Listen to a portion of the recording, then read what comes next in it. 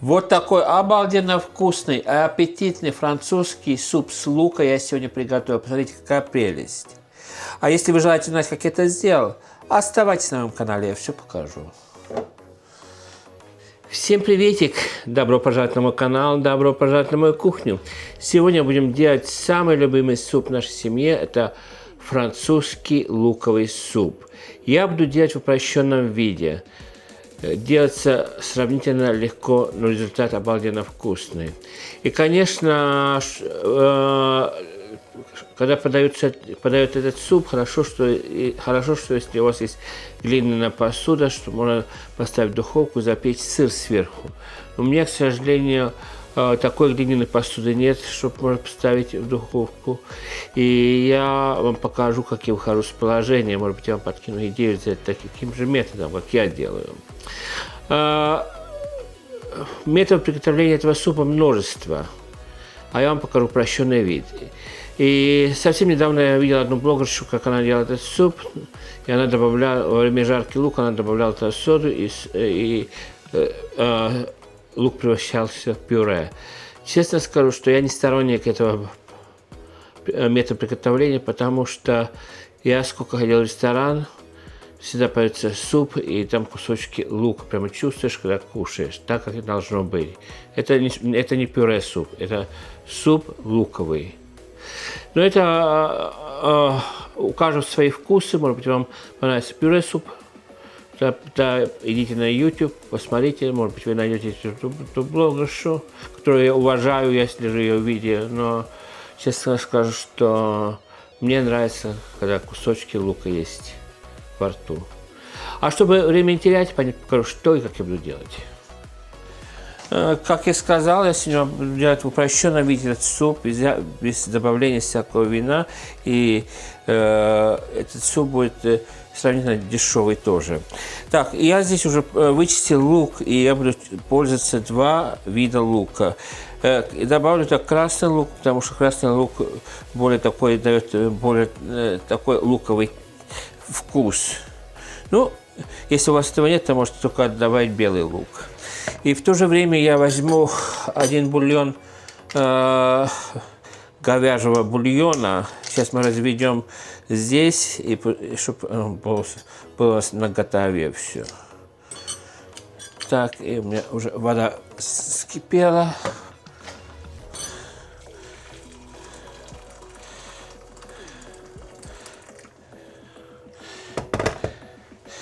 И пускай потихонечку это растворяется.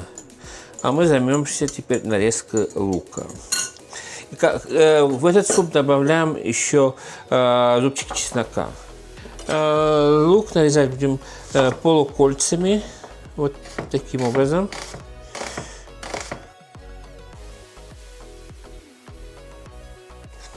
Чтобы у вас глаза не слезились, когда вы режете лук, я лук вычистил и еще ополоснул в холодной воде. Это поможет, чтобы у вас глаза не слезились. Практически всегда, когда я готовлю, когда лук вычищен, я ополаскиваю в холодной воде. Так, у меня места уже здесь не остается. Сейчас это перенесем всю кастрюлю. Итак, я взял такую кастрюлю, которую можно жарить тоже.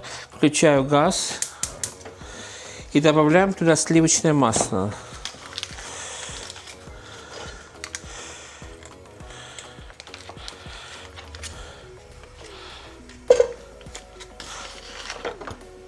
И совсем немножко растительное масло, чтобы сливочное масло у нас не подгорало.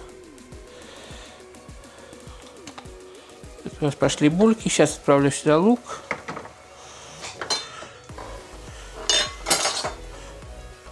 И мы пойдем продолжим нарезать лук.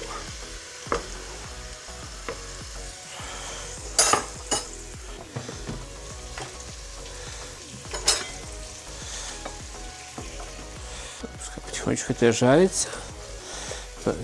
Сейчас у меня на маленьком огне, пока я весь лук порежу, и тогда мы увеличим огонь. И у нас остались вот эти луковицы.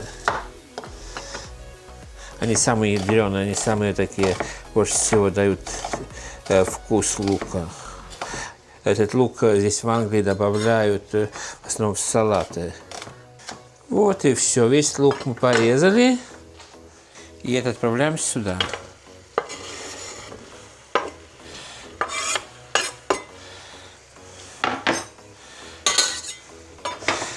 Так, огонь увеличил. И давайте теперь будем потихонечку это жарить.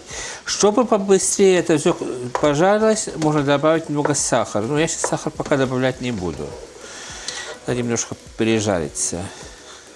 Итак, карамелизация у нас хорошо здесь идет. Посмотрите, очень хорошо. И теперь сейчас мы сюда добавим муку. На количество супа, что я делаю, 2 ложки муки с горкой мне хватит.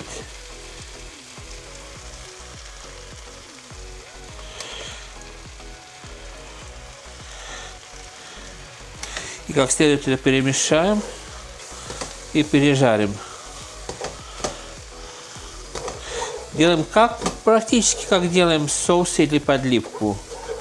Такой же метод приготовления здесь сейчас идет. Так, и теперь я сюда добавляю наш бульон, что мы развели.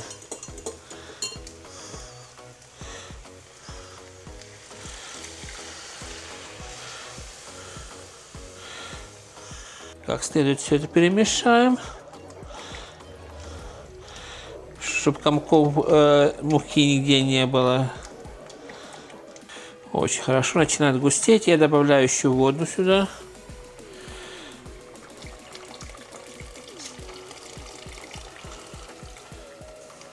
Так, добавляю сюда горошек перца.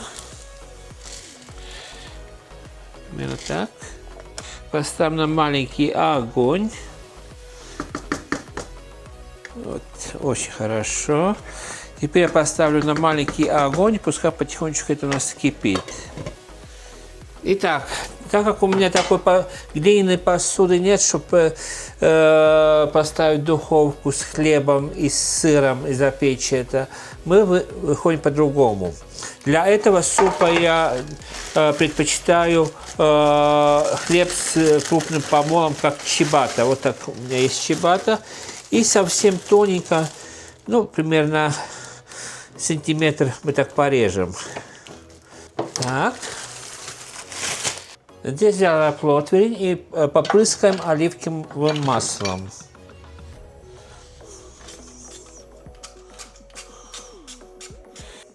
И теперь хлеб мы сложим сверху. Так. И обратно попрыскаем оливковым маслом. Достаточно. И здесь у меня сыр моцарелла уже тертый. Мы вот так сверху положим. И отправим это в духовку. До готовности румяности сыра. И потом мы вытащим, и так каждый кусочек пойдет сверху на тарелку в суп. Так, 180 градусов. Тем временем у нас суп хорошо здесь кипит, посмотрите. Очень хорошо. Я попробую на соль. Потому что у нас бульон был соленый, а соли так не добавляла. Получилось обалденно вкусно, но надо соль теперь сюда. Лучше не досолить, чем пересолить. И теперь я поставлю на маленькую конфорку, и пускай минут 5 так покипит, и на этом суп у нас будет готовый. Итак, перец потихонечку у нас прокипел здесь. Теперь мы выключаем газ. И, конечно же, я добавлю немножко сыр тоже сюда теперь. Пускай потихонечку это плавится. Вот так.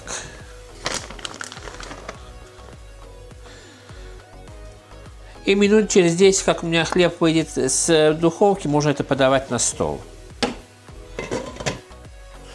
Вот так у меня гренки вышли, хлеб вышел с сыром. И теперь мы красиво это накроем на тарелочку. Берем тарелку. Эти тарелки, к сожалению, нельзя в духовку ставить, но мы вышли из положения тоже. суп.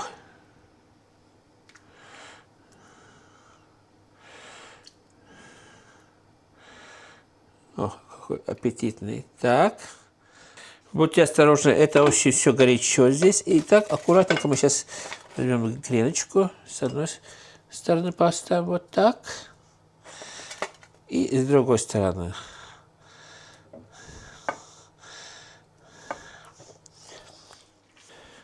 Ну, вот такой финальный результат у нас получился. Как вы видите, можно выйти из положения, если у вас нет тарелки или миски, чтобы можно ставить в духовку, чтобы сыр у нас запекся. Итак, сегодня с вами поделился еще одной идеей, что можно приготовить в качестве супа. А я сегодня сделал в упрощенном варианте французский суп с луком. Это обалденно вкусно. У нас в семье все это любят, и меня уже спрашивали, почему я давно это не делал. И французский суп с луком всегда ставят в конце, перед подачей ставят в духовку с хлебом и с сыром, чтобы хлеб с сыром немного запеклись. Но так как у меня таких мисок нету, мы вышли из положения, мы отдельно прожарили хлеб с сыром в духовке и сверху поставили на суп.